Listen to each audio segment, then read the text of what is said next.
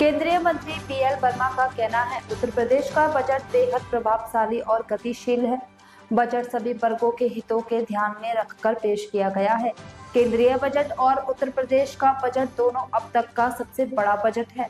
राज्य और केंद्र सरकार मिलकर विकास के नए आयाम लिख रही है। सर, यूपी का बजट आया है। यूपी के लिए, नए दरवाजे के लिए क्या कहेंगे इस बजट को लेके? देखिए, यूपी का बजट बहुत शानदार और जानदार बजट है और सभी वर्गों के हितों को ध्यान में रखकर के बजट लाया गया है।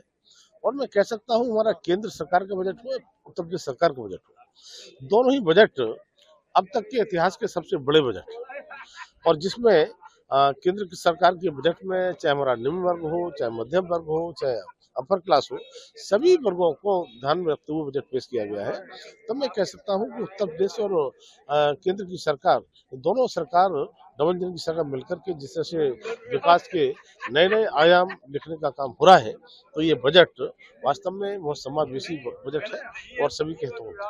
सर, मिल्कीपुर हारने के बाद सपा के नेता जो है वो लगातार बयान दे रहे हैं। उनके जो अयोध्या के सांसद, उन्होंने कहा है कि एक तरह से मिल्कीपुर में जो है वो बाबा साहब अम्बेडकर के संविधान में जो वोट का अधिकार है उस पर डाका डाला गया है। देखिए, मैं कहूँगा कि वो लोग जब बाबा साहब की बात करते हैं, जिन्होंने बाबा साहब को कोई सम्मान नहीं दिया।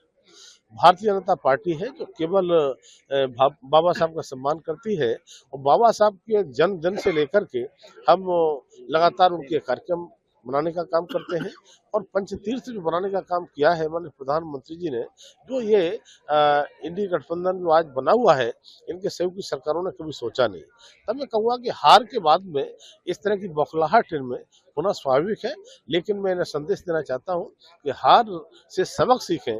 इस तरह से बौखलाहट करने से काम चलने वाला नहीं है। सर, आज